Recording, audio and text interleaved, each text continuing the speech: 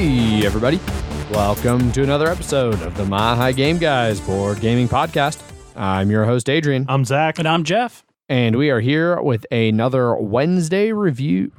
What review? Ooh, you can tell I've been recording for 3 hours already. And we swapped them. Yeah, Wednesday banter episode. And it wasn't even a review then. No. But Wednesday banter episode, sponsored, as our Wednesdays are, by Gray Fox Games. Yeah. So we're 3 hours into this recording session because we recorded Friday's episode before. More than 3. Well, we recorded for 3 hours. Yeah. We've been here for 4. Sounds about right. Yeah. So how's the last week? Has 2019 been treating you guys so far? Well, it's been pretty good. I haven't really done much at all. Which has been nice. That's what I've been wanting to do, is nothing. Fair enough. Multiple 4-day weekends in a row help. Yeah. And How'd that deal with work, though? I mean, we weren't open, so I didn't have to go to them. Oh, didn't you say something about having like... and then they decided to shove an entire week's worth of work into Wednesday, Thursday, Friday, 2 weeks in a row. With everybody on vacation. With everyone still on vacation, yes. That sounds about right. And then they were still packaging, so we had no one for warehouse there, so the warehouse on site was filling up with beer because we didn't have anyone there to take it away into our new spot, which is also very, very quickly filling up to the brim. Of course it is. Yeah, because it's not moving anywhere because it's been Christmas and New Year's, but they were like, yeah, let's just keep packaging. Jesus. Yep. Aunt sent me a link to the Epic application form for a new packaging person. In case you just need another spot. In case I wanted to go back to Epic. Yeah. Also, by the way, Jeff, you might be interested. So my 2019 has mostly been spent relaxing for a bit, but then like, okay, it's 2019. Like, I'm running out of holiday time to take off. I have to really get back into the job search. So I was job searching, and I don't know if you knew this, Jeff, but Molson Coors pays $16 to $17 an hour for the warehouse positions downtown. So if you want to, I don't know what you make at Epic, because I know you made a little bit more than me, but not much. But if you want to laterally move to big beer companies, Yeah. And then bring home those beers. Yeah. bring home $16 to $17 an hour and Coors beers. And Coors. Well, I bet it's, well, no, I don't know what Molson Coors has that's downtown. I don't either. Because I was going to say 10 barrel, but that's Budweiser. So that wouldn't be Molson Coors. Yeah. Unless it's that brewery that's in Coors Field. Yeah, maybe. Yeah. But it's a warehouse position. Coors Field doesn't have a full warehouse at that No, probably location. not. Blue Moon, are they Molson Coors? Yeah. Maybe it's Blue Moon. Yeah. Coors, because Coors on their tour has Blue Moon at the end. Yeah. I distinctly remember. They might also just have like a warehouse stashed away somewhere in Rhino. I'm sure they do. So Pass. don't want to make more money and work for Coors? No. Coors? No. Okay. No Coors, please. But you can buy full strength Coors everywhere now. You can buy full strength everything. Yeah, everywhere beer. Well, now. beer. Well, yes, in some places, wine and liquor as well, but especially beer, which was nice. I did my first purchase of full strength beer at a grocery store. So everyone not in the know. Yeah, who doesn't live in Colorado and understand our recent changes to liquor laws? It used to be one liquor license per company/family. So Yes. there was one Target, one Costco, one Walmart in the state that was allowed to carry full strength beer and liquor. And a lot of them were near each other too, which was They were like all in Glendale. Yeah. Yeah, it's because like they figured like where they should be. Yeah. Like the Target was the one down off Colorado. Next to the strip club. Yes, near the strip club. near the 2 strip clubs. Oh, is there a second There's one? one over there? behind it, Mile High Gentlemen's Club. I've dropped off people there. Shotgun Willie's is the one in front. That's the one Yep. I'm familiar with. Yeah, which has a like very floppy shotgun in the front. Yes. Not at all phallic. No. But now everywhere can do full strength beer, and then liquor licenses have been bumped to 5, I want to say. Something like that, yeah.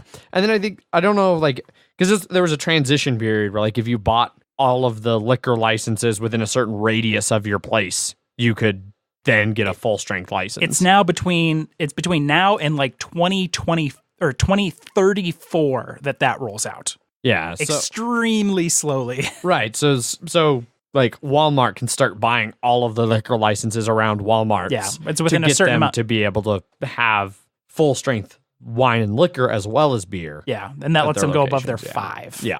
Yep. So that's fun.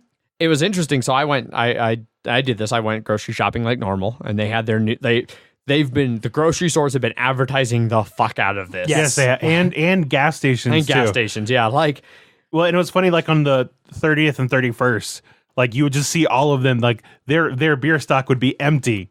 And they're just like full strength beer coming January 1st, 2019. Surprised they didn't have a timer. I know, right? right. So I was at Safeway. I was shopping, and I was like, and I'd kind of forgotten. This was like the 3rd or the 4th. Yeah. And I was going by the liquor aisle, and they're like, now full strength. And one of my things on my to-do list was stop by the liquor store and get some beer, because I'd been out of beer for a little bit. Until today. And I looked over, and right there, sign, full strength, here now. Right below it, Stone IPA mixer case. I was like, oh, fuck yes. So I picked that up. And then as I was checking out, the person in the like employee in the aisle behind me was like giving the hard sell to whoever they were checking out. They're like, oh, yeah, we can offer lower prices on our beer and liquor too. And it's one-stop shopping. It's like win-win-win for you. And if I lived anywhere but where I do now, if I had not moved to the suburbs, I'd have been like, that's a shame. Because I really want to support the mom and pop liquor stores. And I would have if I still lived in Highlands. Up here, You got a Total they're Beverage? all fucking hot garbage. Total Beverage Yeah. is the only one worth anything, and they're just a big grocery store for beer. Like all And the liquor, local, and- yeah. all the local mom and pop booze shops around here are fucking terrible. Shitty service, shitty selection, just garbage fucking locations. They can all go the fuck out of business. I don't give a shit. So I was on pro not opening up to grocery stores until I moved to the suburbs and realized how shitty the liquor stores in the suburbs are. In which case I am now fully on board with Safeway carrying Stone and other legitimately good beer. Yeah. Enough updating everybody on the local state of liquor laws in Colorado. Hooray! Moving on.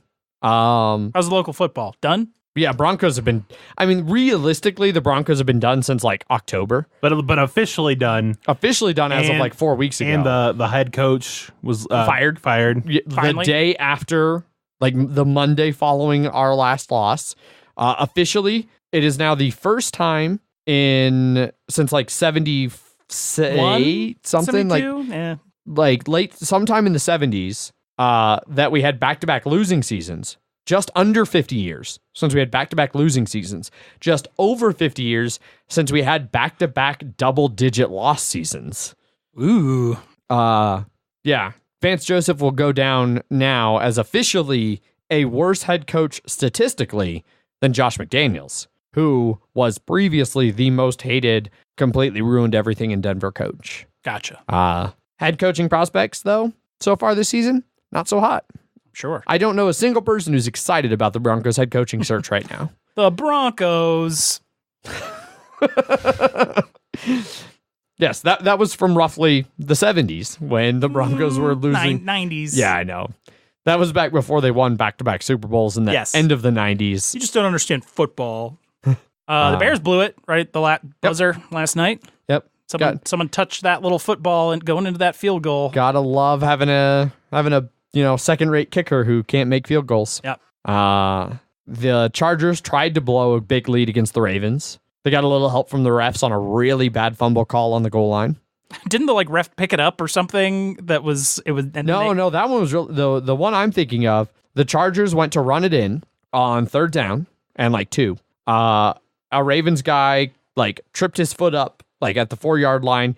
He started to fall, fumbled, hit the ground. The ball bounced into the end zone where a Ravens guy picked it up, ran it 105 yards for a touchdown. Wow. The refs blew it dead, though, ruled it a touchdown for the Chargers, went back on review and said, oh, it was down just short of the goal line. But the review clearly showed him falling, the ball come loose, and his hands go on either side of it from the best camera angle they had. It went on either side. And then as they came down, the hands kind of moved with the ball and then it hit the ground and bounced out. And they're like, oh, so he had possession and the ground can't cause a fumble. And it was no, it came out and he was trying to grab it. and he never got it, and it hit. And so they gave it back to the Chargers. They scored on 4th down, got the 2-point conversion. So they gained 8 points instead of the Ravens getting 6 points and wrecked that game. Even then, the Chargers still tried to lose. They were they were up by 3 scores, and the Ravens got it back to within 1 score with like less than a minute to go, and then fumbled, and game was over. That was the only playoff game I watched. Okay. I really don't give a shit about anyone in the playoffs right now. I don't give a fuck. I'll maybe pay attention to the AFC, NFC championships, and then I'll watch the Super Bowl because I always watch the Super Bowl. But Football. I will definitely be rooting for the NFC in the Super Bowl because there's not a single team left in the AFC that I will ever root for. So that's cool. Okay. Yeah. Sports ball, hand egg. Is that it? Is that all the news? That's all of the local updates. So we're moving on Kickstarters, right? Yeah, it's on the Yeah. Kickstarters. I did new bit of news. Zach generously sent me one of his 2 gift copies of Stanley Parable. Mile High Game Guys, Zach, FYI. Yes. Yeah. The only other Zach that I know is the Epic Zach, who I don't have any contact with and don't desire to have any contact with. It will not be a major loss to my life if I never see him again. Anyway, Mile High Game co-host Zach There we go. sent me a copy of Stanley Parable, which the Stanley Parable. Because Yes. I forget we were talking, about it. And we then were talking about War of the Worlds Next Wave, that narration we played last week. And the voiceover guy on that sounds exactly like the guy from the Stanley Parable. that's right, yeah. That's why it came up. Gotcha. I remember talking about it. Yeah. Then Zach sent it to me. 'Cause I still have another copy too. Yes. I somehow bought like 2 copies. Maybe we do a giveaway. Yeah. Yeah. She wants to copy the Stanley Parable. It's only 5 years old. So I played through it. I played for like 2 or 3 hours. Got like, I don't know, 4 or 5 endings. Messaged you guys and was like, It's basically a walking simulator, but there's a narrator who's just like, the point of the game is you go into a door and it says, the narrator says, you take the left door, but you can go into the right door if you want. And then if you do that, then he readjusts. yeah. And so it's all about you deciding to go with what he says or not, and how that happens, and what changes that. There's a few various points where you can break the narration, Yes. basically. Yeah. And exert free will. Yep. Which is then arguably not actually free will. It's like, so BioShock did this a long time ago. Big spoiler alert for the first BioShock with the whole like, would you kindly? And like, you've never been in control of the whole game kind of a thing. Stanley Parable apparently did this 5 years ago. My first experience was more Bandersnatch. I got a similar feeling from both of them. It's like, I've done a bunch of the endings and I see what they're trying to do, but I don't get why people are like in love with it. And I messaged out to the podcast channel, and Jeff was like, do some more. Yeah.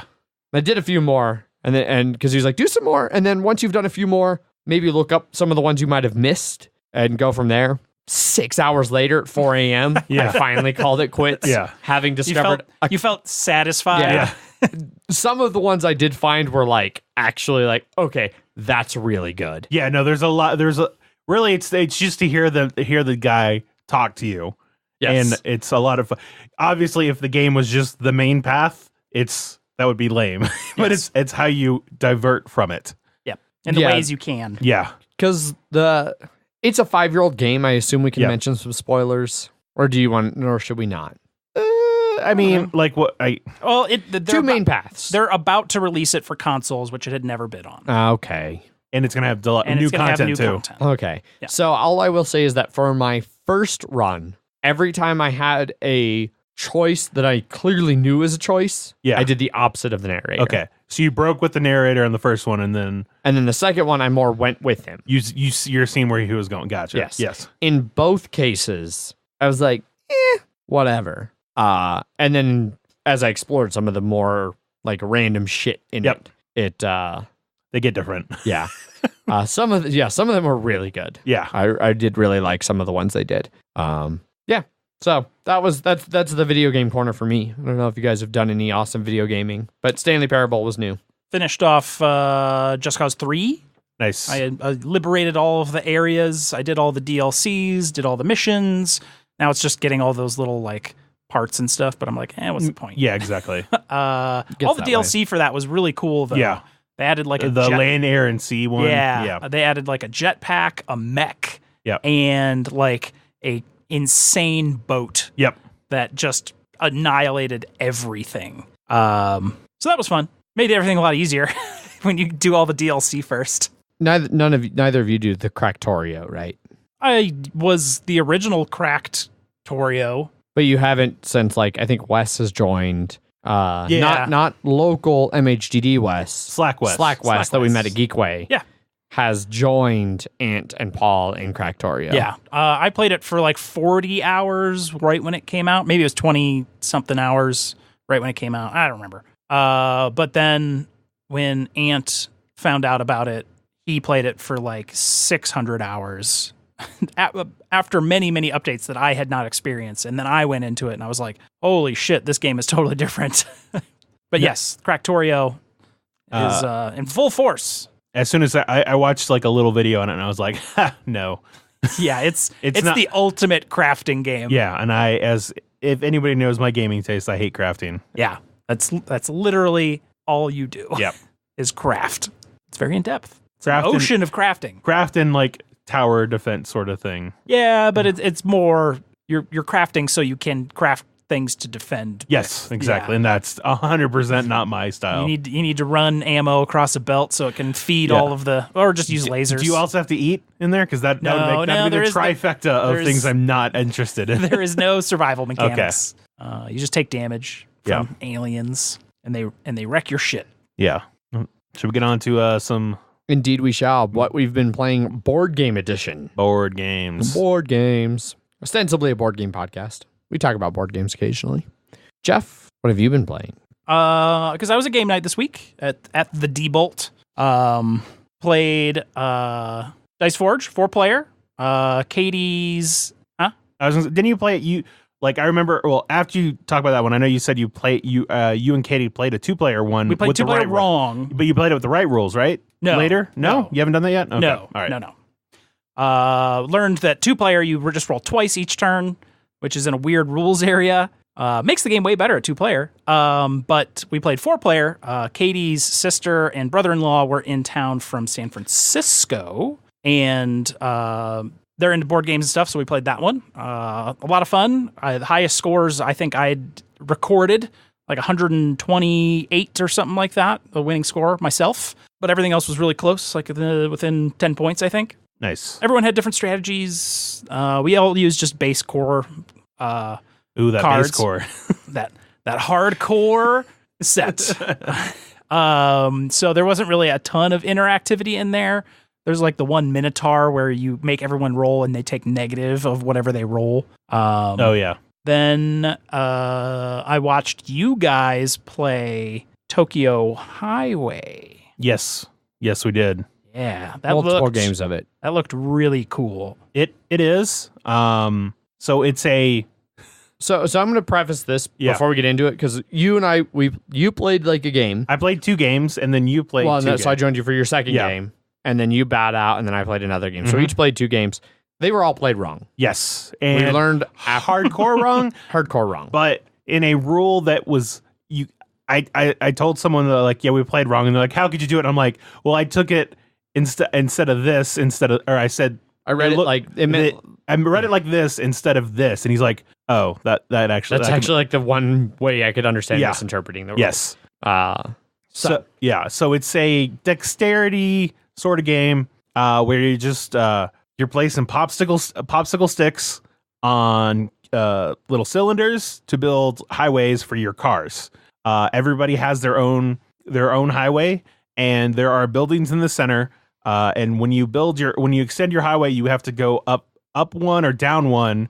So that's increasing or decreasing the amount of cylinders that you're stacking on it. And then you place your popsicle stick, your road. And then and the correct way to do it is if you are ever the first person to cross over or under another person's highway, you get to put a car on there. And once you run out of cars, that's the end of the game. Now, there are little changes of that. There are yellow junctions that you can add that let you increase or decrease the height of it by any amount, not just by or not just up one or down one. And then you can also split off from a junction. So instead of just having 2 sticks, one going in and one going out, you can have 3. So you can have a split.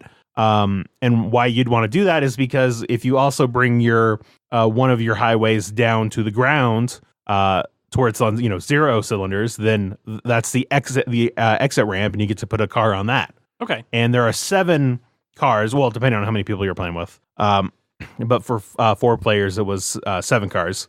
And what we were doing wrong was we read it as the first time that you cross a road above or below, you get to put a car down. So what would happen is we'd have like 3 people crossing each other on roads, and then we could have a 4th person going over those crossed roads and getting like 3 cars on there. I see. And so usually what happened is we'd have people jumble around, except one person would sort of come off to the side and then go over and cap it all off. Yeah.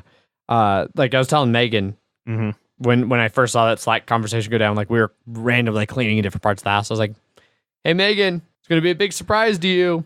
We played Tokyo Highway wrong. She goes, what'd we do? I was like, oh, it's like this or like this. She's like, oh, that actually makes a lot more sense. Yeah, exactly. Because it seems like the game seems short. This game seems short. Because it was like 20 to 45 minutes. It says 30 minutes on there. 30 minutes.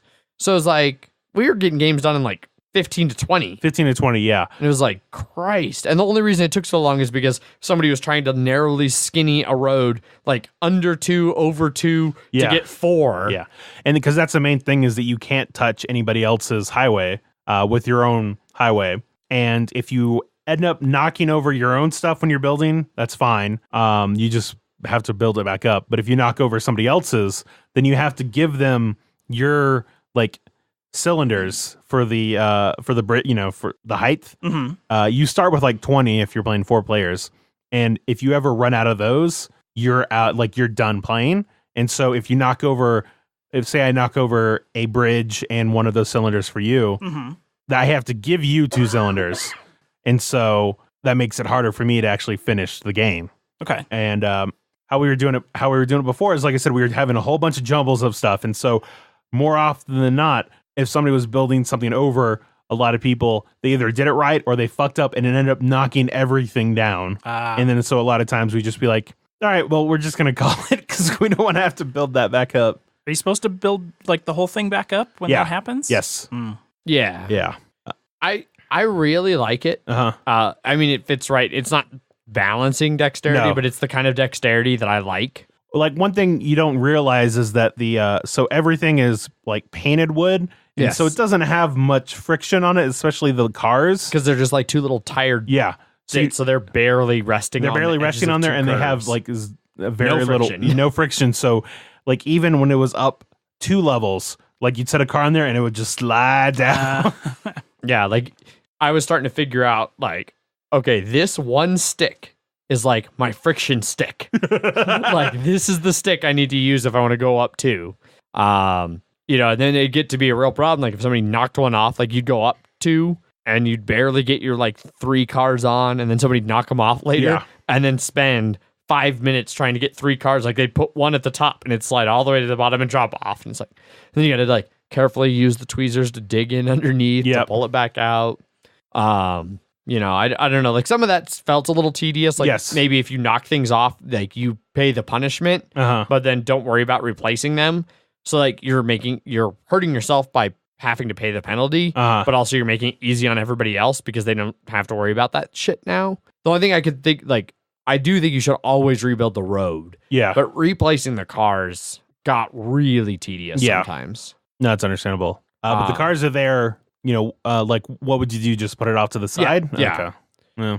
There you've placed your car so you don't have to replace them, but gives you added incentive just to not knock them off. You're helping everybody else because now they don't have to worry about those fuckers. Right. Yeah.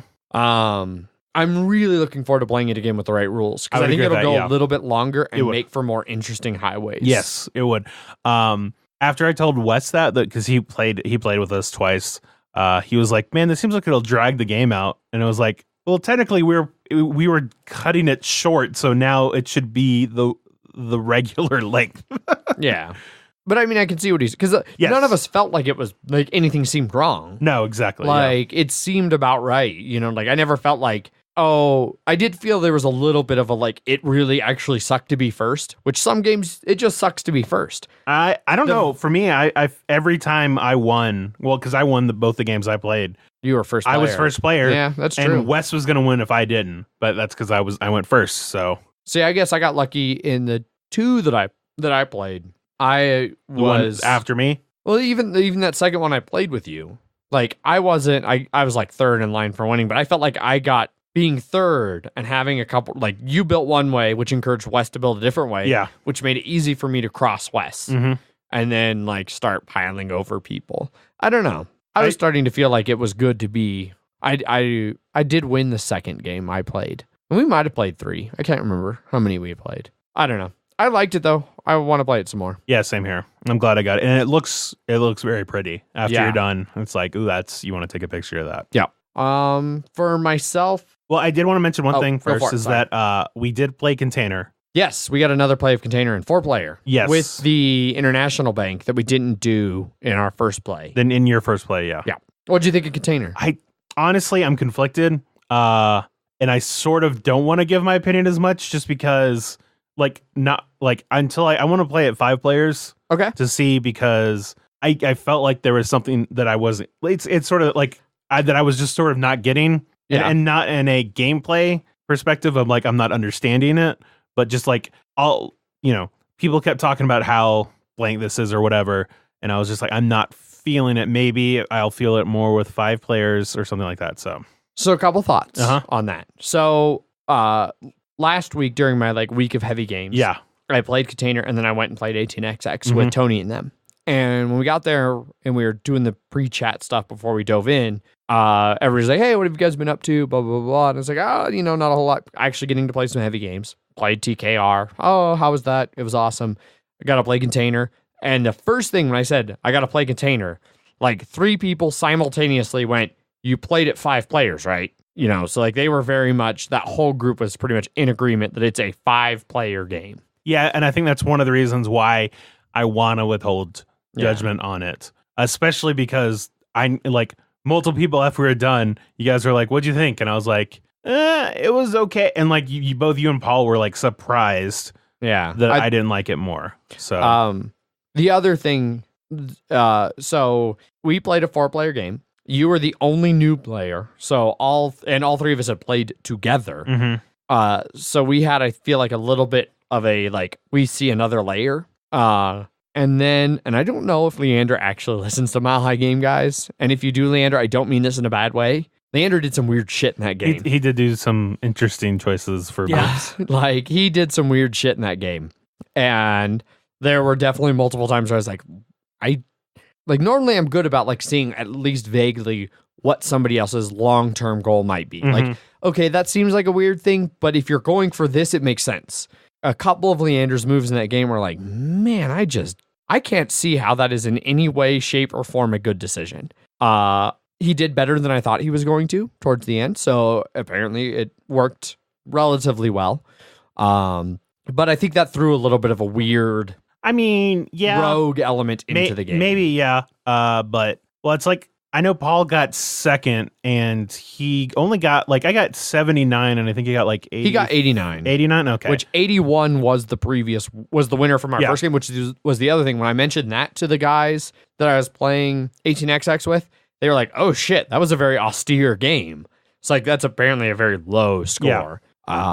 Which, I mean, the fact that everybody in the game scored 89 or less, except for me, who scored 120, Mhm. largely, I mean, I was going to score probably over 100 Mhm. until Leander again in one of his, and this one I don't think was like a weird strategy play. I think he legitimately misread the table Mhm. because when you guys revealed your bids and it was like, you were like 2 and Paul was like 6 Well- and Leander was like, oh, fuck me. Well, I mean, the problem with that, at least for me, is that I sort of fucked up the end game of that. Like, I had no money after I bought that one container that I really wanted. Yeah. I had like $6 or $7 in it left, and I was and there was no real way, because purple went out, so I didn't have any real way of increasing, like basically getting more money. Yeah. So that it just made it hard. That I was like, that's not what I'm not holding it against the game. Right. It was the thing where it's like, okay, well, I fucked that up. I sort of dominant species that I did my big move, and then the game continued on, and it was like, And that's one area where I think the investment bank, I like the idea of, especially, and I think even in a 5-player game, because there's going to be even more people who are going to be doing things that are paying into that. Yeah. So that way, if you do, that might be a legit strategy to blow the cash you have, like ideally 3, maybe 4 rounds. Like there's not rounds in the game, but like 3 or 4 times around the table early. Then do a quick, like, I'm going to try and jump on and bid for this investment bank's bunch of money with like a container that's no good to me. Like, oh, I've got this container that is really valuable for me. Like it's my top one, but if I end up with them in my island, it's going to negate my top container. So I don't want to get them to my island. Yeah. I'll bid for a bunch of money with them. And that can be where that plays in. I think that would have helped Paul in the first game. Like, 'cause there's a big problem for Paul in our very first game that we played is he ended up, nobody was buying shit off of his factory. If he'd had the investment bank, he could have put all of that towards turning it into money and be like, fuck you guys, you won't use it for me. Well, I'll just pile 4 containers onto the investment bank. It sort of helps. It's because the game, if all, like, because I can totally see the game that if it's just like, you know what, we're not going to buy anything from Paul or Leander or something like that, that it could really hurt. It could hurt them if they didn't plan it. Yeah. Get weirdly unlucky with what colors people are really going for. If the person who's high, like say you start with brown and you buy black, and the 2 people who have like a lot of brown and black somehow get those really early, they don't want them the rest of the game because they're trying to build up the lower things. So those are what go away. Yeah. And then everybody else, those are their low ones. So they're not really going for them. You could get kind of stuck. This is also a game where like I've seen people talk about, like, since I looked into it a little bit more, people talk about like it's a game where you can break it. You can tank the market. You can wreck like the economy of the game and be stuck in a weird situation where nobody has any money, nobody can do anything, and you're all just kind of like, well, fuck. What do we do now? Yeah, take those loans. I definitely want to play more. I'm glad that it seems like, even you, like, you're at least interested in trying another play. I'm curious where Jeff will fall on it in terms of like, because Jeff, you really like Ponzi and some of those other like weird market bidding type games. From time to time. Yeah. So I could see Jeff enjoying some of it. And I think there's enough other people who could, I think my hesitance with it is just it's like those games, but just with a lot more steps along the way. And so I think that's where it may start to lose me. We just got to get you back into some estates. Simplify things. That's another thing entirely. It's a whole different sport. Yeah. So yeah, I had forgotten we got to play that. Yeah. I still really liked it. I still want to play it more. Only other thing I'll keep this one really short because we talked about Container for a little bit longer than I had planned. Because you didn't plan about it. Because I didn't plan about it at all. Megan and I played a 2-player game of Spirit Island.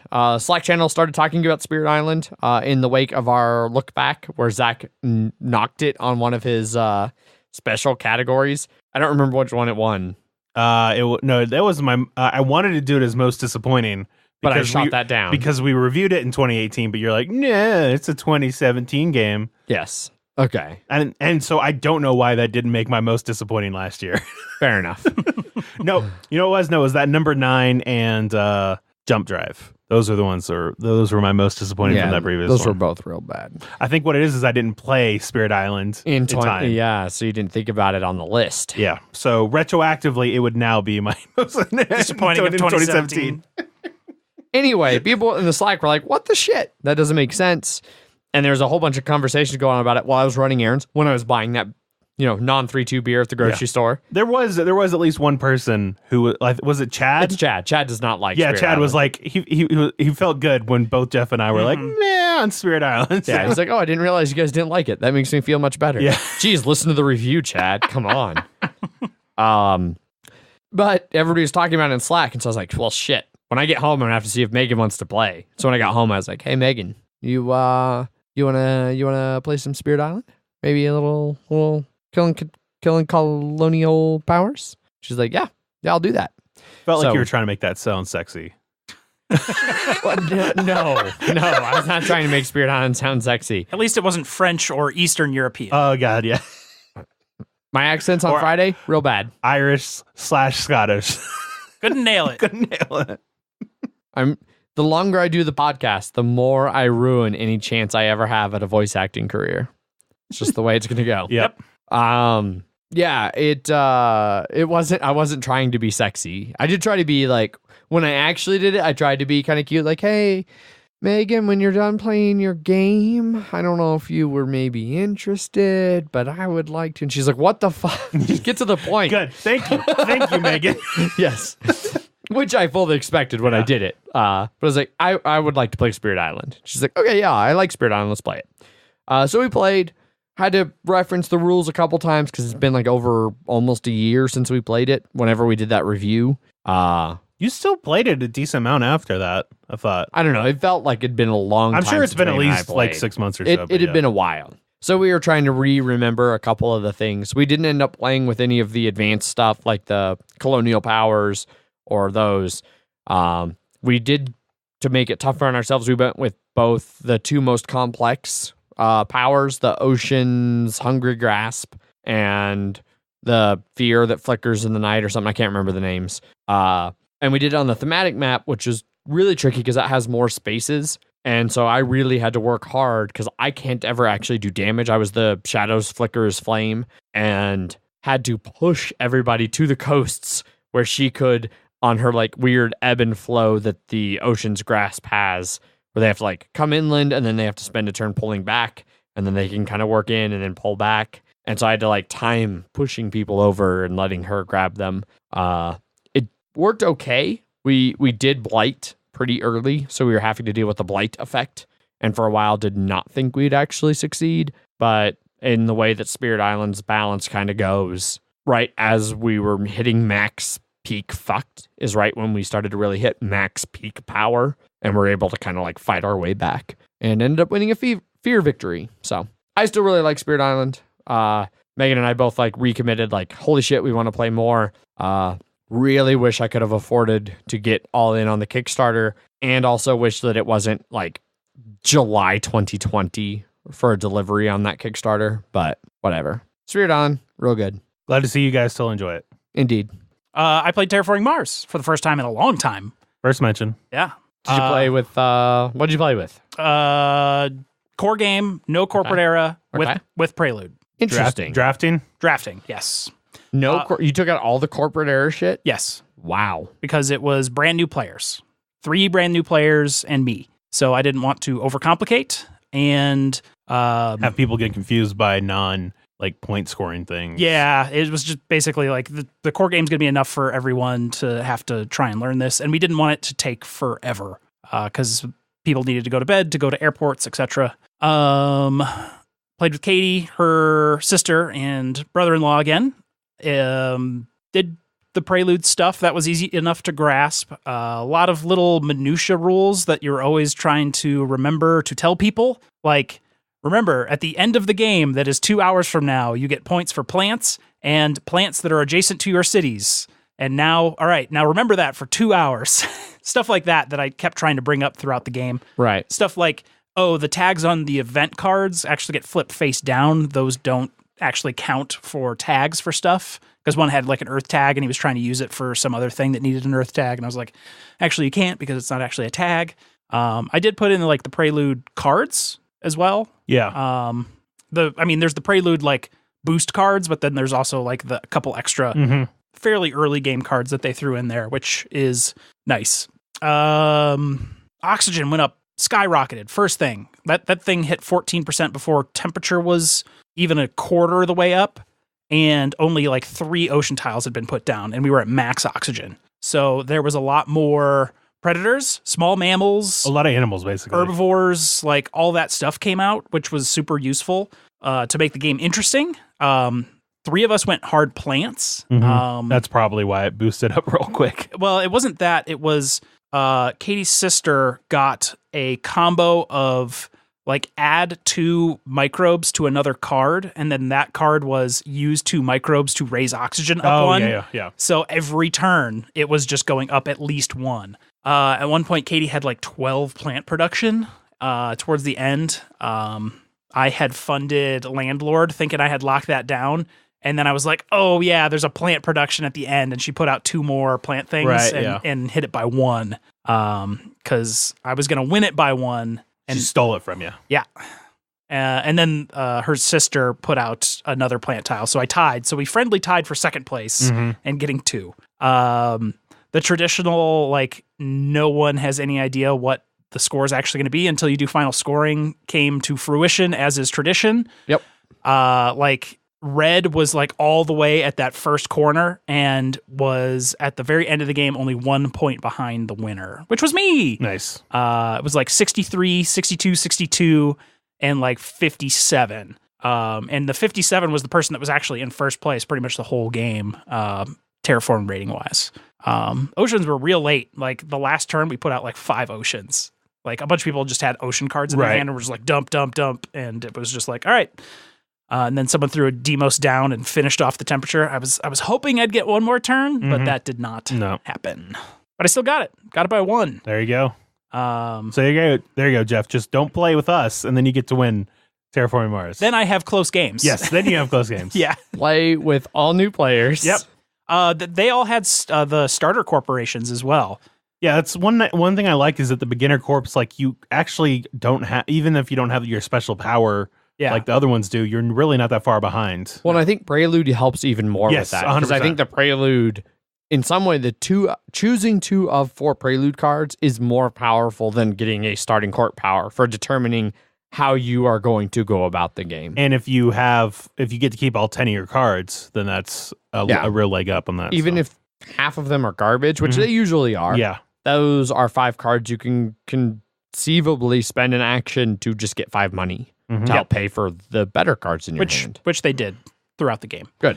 Yeah, and I had the Foblog, the Fublog. Yeah, the one, a Fublog. Yeah, the one that gets you an extra titanium value for each one. And then I got no space cards like the whole game until I finally got like a Soletta, and I was like, hey, I can spend on this. And then I became the Thermal Master. Yeah, no, that's a real nice one. Yeah. And I had like a ton of plant cards that I just kept getting. That's just how it turned out. Didn't get much space-wise until the very end, which I got like the one of the space cities in there. Super light on cities in the standard like version too. Yeah. Like there was only... Well, you have a lot less... the fact you have a production on everything. Yeah. Like one is going to help with temperature, is going to help with plants. It's going to help with some other things that usually mean... And also, I think a lot of them are in the corporate era. So yeah, like I just didn't realize how few cities there were. There is a new city. Cities don't actually help you with any with Terraforming Mars at all. Exactly.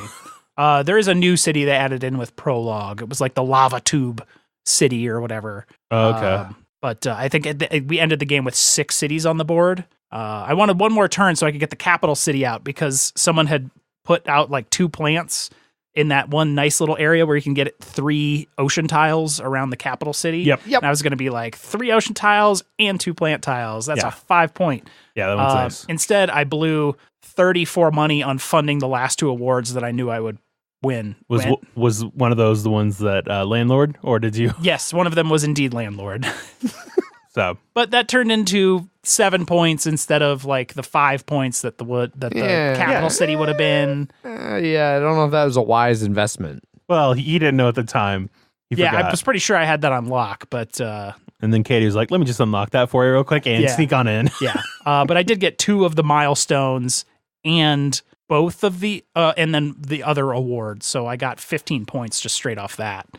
Nice. Yeah, first to plants, first to the other one, because it's only ever those 3 middle ones that are ever in the game, because no one ever does the 35 terraform rating and no one ever has 16 cards. What, the beginner corp, you have a better chance they getting do out. Yeah, starting with 10 cards is way closer. Yes, but they were actually like playing out cards instead of bulking up. I don't think I've ever seen the 16 cards. I've seen people get close. I've seen people. I think I did it in our very first game when we did beginner corporations. And then I've seen people get close, like the 35 terraforming, I've seen be a race for like the third one claimed, where like one person is really pushing that, and then somebody else is like, fuck me, I gotta like try and beat. Yeah, because it's the 3 mayor, it's the 3 city tiles, which 3 city, 3 greenery, and then like a bunch of 8 of the brown the builder. builder 8 types. builder, yeah. Cool. Yeah. More Terraforming Mars, always great. Yep. Still good. Yeah. Still sleeved. Mm-hmm. I can tell like my cards are pretty worn. Definitely taking it to the condo this weekend. I'm gonna be up there for like 4 days. Nice. Definitely taking Terraforming Mars. Sweet. So we got just some Kingdom Death left. Just some Kingdom Death. Yep. All right, you guys, go ahead and talk about that. Doors wide open. I'm gonna sneak off and use the bathroom, Go. and then just come back. So this is the first session we've had since we had our weird Reboot. reboot.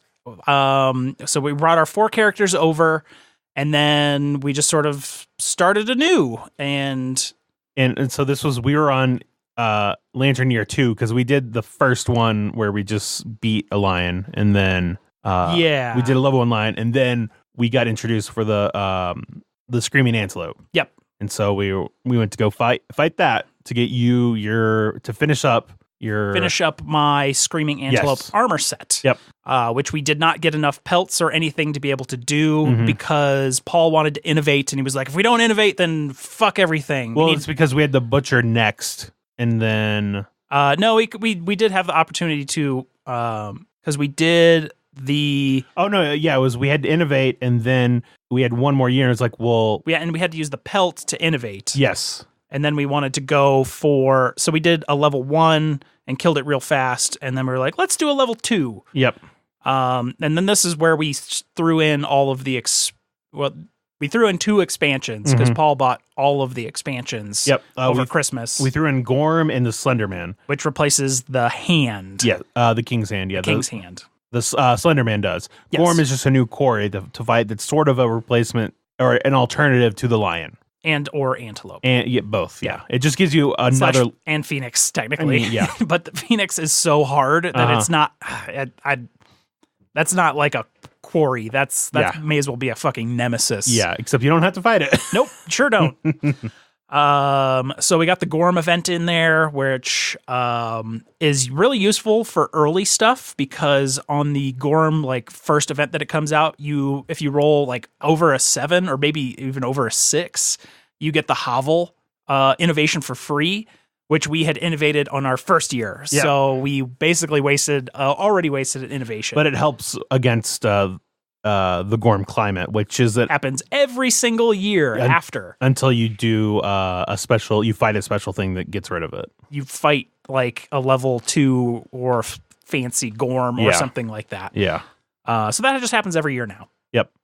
Which we have to roll on a table, but something bad will happen at some point. If it's the center, when we have the hovel, so we're fine. Yeah. But this is our life. Yeah, it's raining all the time. It's a huge storm.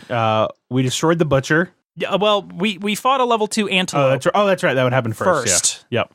To bad things happening. Bad things happening indeed. So the antelope has this giant mouth across the bottom of it, and it has a card called Devour, which we haven't really run into before, or it hasn't done whatever it's going to do. I always forget that. Yeah. That even the normal sounding animals in this game are hideous monstrosities. Yeah, it's an insanity antelope. It doesn't help that I'll be honest, I check out during a lot of the Kingdom Death rants these days. But yeah, I'm glad you mentioned that the antelope has a weird giant mouth. Down, and there are little hands in there too. Yeah, because I'm you just go on about antelope. Yeah, because that's a pretty regular one you fight a lot. Yeah, it's lions, an early antelopes. One. Yeah. I mean, to be fair, the Gorm, there's no real animal that you can claim that to be. It's sort of like an elephant, except it's a baby also. And it's filled with acid. It's filled with acid, and it's also sort of like a kingfisher, too. Yeah. Is the lion weird from a normal lion? It's got human hands. It's got human hands. Okay. See, I didn't realize that either. Yeah, it's got a weird hand. I don't remember what they call it. It also has testicles. Oh, sorry, ding-dong. Ding-dongs. Being cut off. I thought it was testicles. Well, it is, cut off the testicles, but the card says you hit the lion right in the ding-dong. Yep. Real classy. Yeah.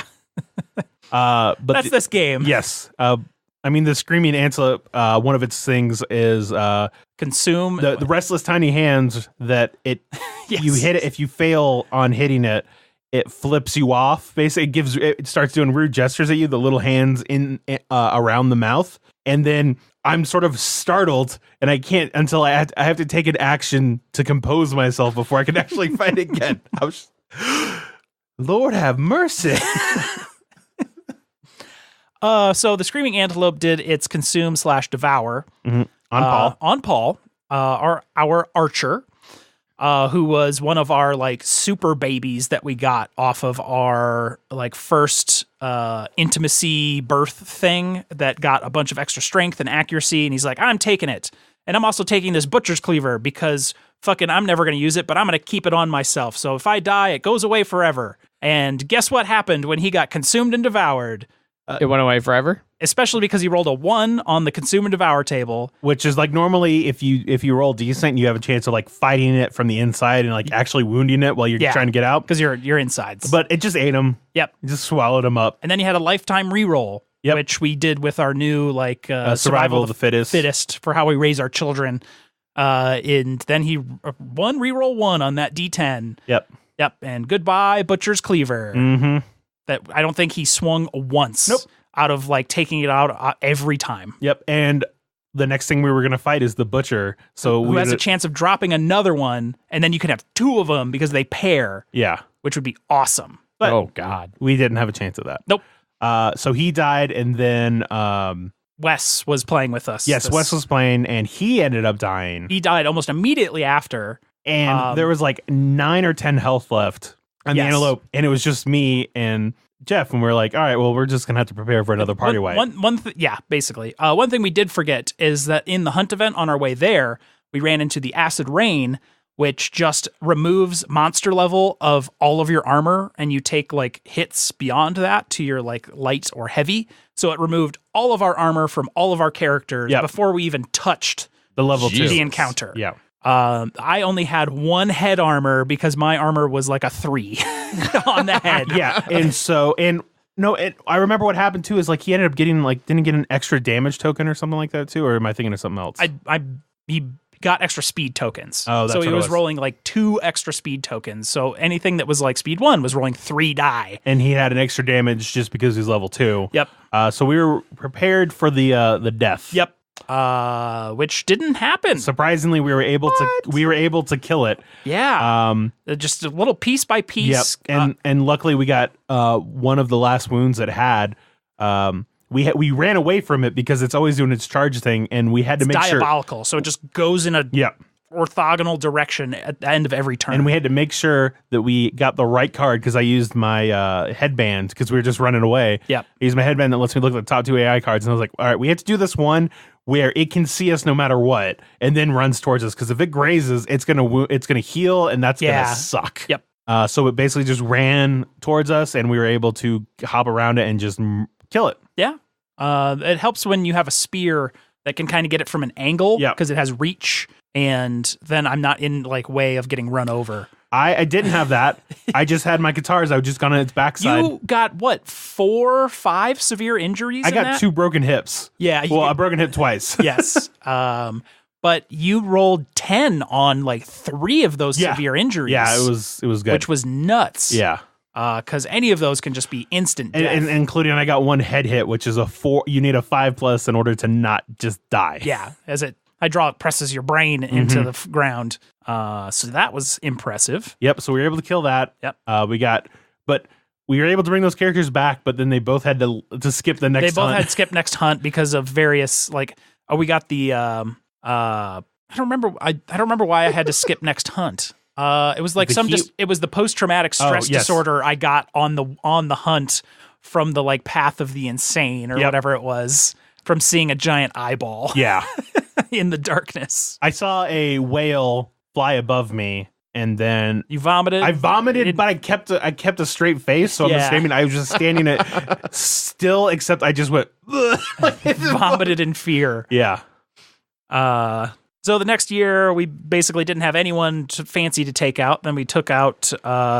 We had because we were survival of the fittest. Everybody starts with a +1 evasion and +1 strength. Yeah. So even our base guys are pretty decent. And so we brought them out to fight the Butcher. which we, with all of our crazy amount of gear, slaughtered. Yeah. And super fast. And I was the one that did the killing blow on him, and I was able to get a wounds card that is death blow. That if this is the wound that kills him, I decapitate him. Yeah. And everyone gets extra courage or understanding. Yes. And basically what happens is I decapitate him, his head flies off, but then his body is just standing straight up. Yep. And it just stays that way. And we're like, cool. Yeah. Well then. Yep. And then it died. It died. We didn't get a butcher's cleaver. Nope. We just got scrap lantern. Yep. And then we were like, hey, let's do a gorm. See what that is. We had to deal with a heat wave, which was fine. Got the hands of heat. So we got the red fist fighting style, which gives everyone plus strength that goes out with them. Fought a gorm. Gorm was just slaughtered. Like we annihilated that thing. It does a lot of weird fucked up stuff though. It vomits a lot. Yeah. Like and it ignores your armor when it does it, so you can melt. Yeah. And we were trying not to melt as much as possible. Thankfully, I think we only got hit with it once. Yes, there's only one time when retch actually happened. Yeah. Yeah, I think it vomited on me. Yes. Is what happened. Because it bounced back twice, so it didn't hit Paul. Yes. But its ass hit me and Paul, or me and Wes. And so it collided. With us, so yeah. So then that got us to Lantern Year 6, which we got the Slender Man story event, and that's where we are. Yep. We won't have to fight the Slender Man for like another 3 years, but he is real fucked up. Yeah. He's got some weird shit and tentacles, and I don't know, you're shooting shadows out of your body, and I guess he can like make people disappear off the map. And then he also can make himself disappear because... And then he just starts hitting people and is invisible. Yeah, it's going to be interesting. We'll see how it goes. Yeah, we'll see. But it's liking the stuff that's been added so far. The Gorm stuff looks like it could be pretty cool. The armor and weapons. So. Yeah, the gear is super interesting, and it added in some new buildings that are interesting. We can turn some of these organs into different useful objects, because usually we just sit on a pile of organs we can't really use. So yeah, the expansion stuff we have so far is interesting. Should also mention, also we went full digital. Oh yeah, they have an app for it called Scribe for KDM. Yep. And it's actually like all of us have it on our phones, and it can connect to like a single game. Yeah. And you can make all the like... You can like network everything. So when people are tapping, you can see the adjustments that they're making in real time. Okay. Yeah. It doesn't have any of the cards or anything like that, but the real reason we wanted it is because it can add in your fighting arts or abilities / impairments, and it has the full text right there. So you don't keep having to reference a card that's in a deck to be like, oh, what's blotted out do again? And have to go into the deck and find the blotted out card so we can read it. It's just going to be right there in front of us every time. So that's really nice. Yeah. We're all blotted out now. Yep. Blotted. Yeah, that's Kingdom Death. I don't know when we're playing next. I think a month away or something like that. Yeah, I thought they were trying to play this Sunday maybe, or this weekend, but I don't remember. We'll see. We'll see. Cool. Yeah. Kingdom Death goes digital for us. Not actually. I mean, you can play it on like Tabletop Simulator, but... Yeah, I've heard people try and get that together just because people don't want to spend $1,266 or whatever. Yeah. $1,666? Yeah, to get everything, yeah. Coming soon. Yep. To 2021 or whatever. We weren't using the Gorm model because... it is off for assembly and painting. Yes. Currently. I think Greg's doing it? Yep. Yeah. So we were just using the Phoenix model. Yeah, which is the same 3x3. Same base size. Yeah. Yeah. That's Kingdom Death. Adrian, you're back in. Oh. Sorry, I blacked out for like 20 minutes. Oh, you got abducted by the Slender Man into his dark realm. Yes. Bad things happen in there. I'm sure they do. There was lots of tentacles, I'm sure. So many. They're inside me. That's almost literally what happens. Except it goes through your skin. Ugh. Yeah. Ugh. Jeff, do you have any update on the remainder of the Blood Bowl tournament? It's going to be Ant and Bullshit Paul. For the final? For the final. Yep. Jesus Christ. Playing this Wednesday. Oh. / today at Strange. They might be done before we show up because they're going to play at like 4. Okay. Yeah. Or just wrapping up. Or in overtime. Who knows? Who even knows? Ant doesn't give himself very good odds. I think he gave himself like a 13%. He said 19. 19% chance of winning. Yep. Yeah. I definitely helped him out a little bit by Miss Nix gaming that Minotaur. Right on. Well, then I guess next week we'll have an update on who won the season. We'll have like the first new champion in 3 years. Yep. Because it was Phil, and then Phil. Fucking Phil. Yep. I don't know him. I don't know if he listens to the podcast. Probably not. Probably not. Fucking Phil. Yeah. Cool. On to news and Kickstarter.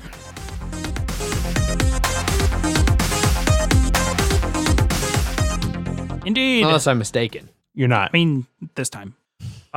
First up in news is Suburbia is getting a super fancy deluxe collector's edition coming to Kickstarter. Yeah, so I think we cut it out of an episode before, or like there was like a teaser. Yeah, there's a teaser of something being announced today. It was an announcement of an announcement. Yeah. So now it's been announced. Now it's here. Yeah, and at the time it was like, it's a teaser. There's really no information. People can guess, but we have other shit to do, so we just ignored it. I think I threw it on as a the tag, the bumper, blooper, the okay. bumper on the tag. So people who listen to the bumper / blooper got a little bit of a hint. Yep. Well, now it's here, Suburbia, like collector's edition. So basically, super fancy version of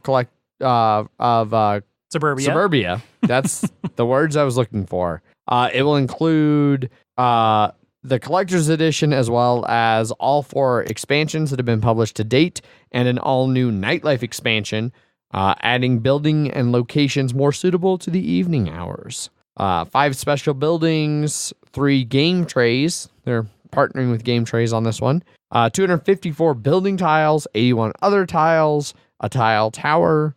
Yeah, the tower wooden. looks cool. Yeah. So it's a tower that actually holds all of the tiles, and it slides out, and then it goes onto a basically a sort of sliding groove that's also the pricing structure for the tiles. So it's like, oh, all right, move it. Instead of having to move each one individually, you just sort of push it, and it slides to the end. Yeah.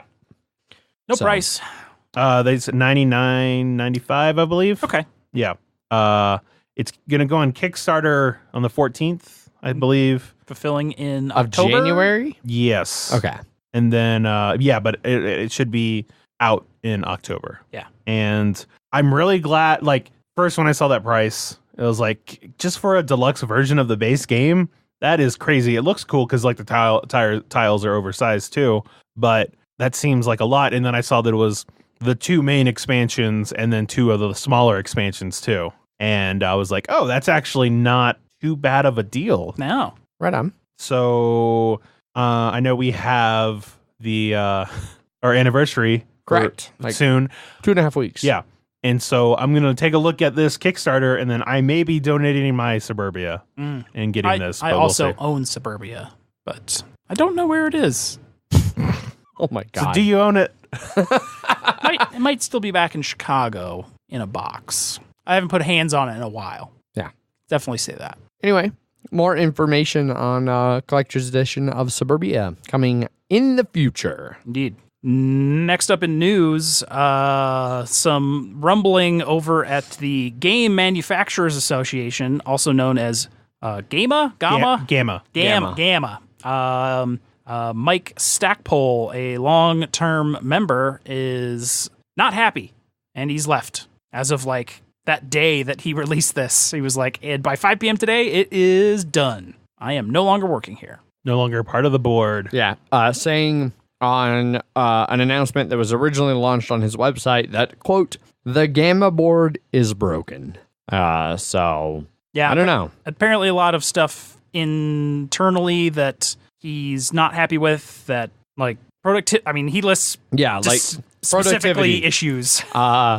He described a recent meeting in which the board took 45 minutes to word a resolution empowering a committee to hire a lawyer to negotiate with another lawyer. Membership vote of confidence in Director John Ward was followed by a survey to second guess the membership's will. Yeah, whole bunch of different things. Communication issues with Stefan Brissaud, whole bunch of just different shit.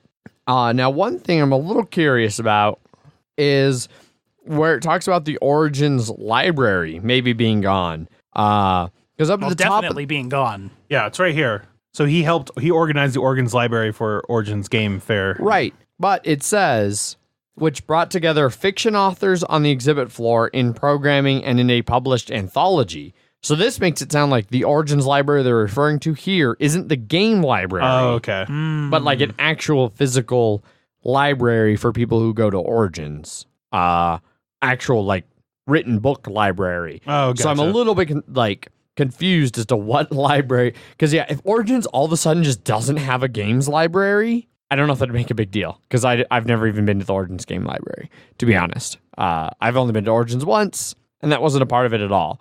I know Gen Con has a big library. I know BGG Con has a huge fucking library. Geekway has a library, but like, I don't know how Origins game library works separate from whatever library they're talking about here, if it is the game's library. But yeah, Stackpole, Mike won't be at Origins. It's kind of being a little bit of a shit show. And it's not just him that's not going to be at Origins. Apparently also Osman, who it like ran it with him, Chantel Osman, she won't be there. Yeah, it'll be interesting. We will see what develops. Yeah. I gotta imagine that Stefan Brissaud's days as the Gamma president are short-lived, considering like both both Mike and Chantel quoted his continued presidency of Gamma as a reason they would not be going to Origins. He apparently allegedly assaulted somebody at Gen Con. I didn't hear about that. There's other assaults at Gen Con this year that took precedence in the news coverage I saw. So yeah, I don't know. And then the board was like split on it, and so they just censured him. Yeah. Instead of just getting rid of him. Yup. Yeah. So nasty news over at the Gamma. Yeah. So we'll see what happens there and how that affects the industry going forward. Yep. Last up in news, Time Stories has announced their final white box expansion coming out here. January 11th in France. Yes. So probably March, April in America. Yep. Yeah.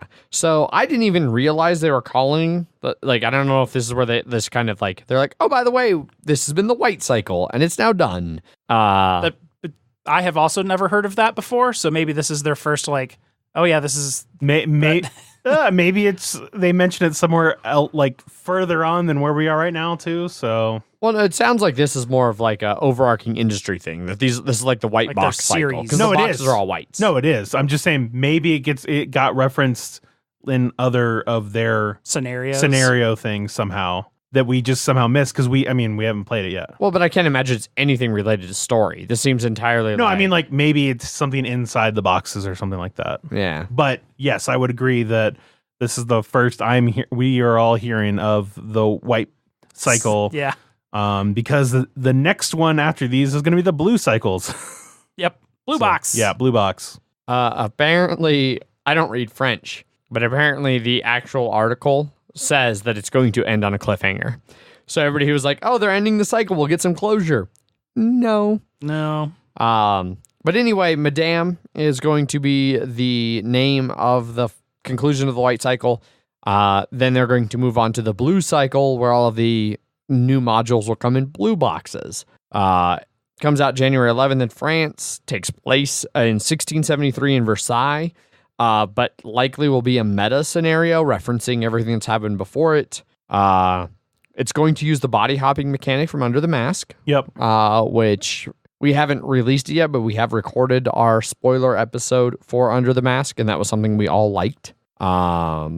The blue cycle will come out with 2 modules and in 2019, and maybe a third. And you can at the do same time. And you can do either one first, apparently. And there might be a third one at the end of the year, but we'll see. Yeah. But yeah, let's find out what happens with these Saiyans. Yes. I keep talking about. Yeah. Or not, because it's probably going to be a fucking cliffhanger. So yeah, we'll have more and more information on that as information is available / we play it. Yeah. So as not to spoil things. And that's all the news. But that means it's Kickstarter time.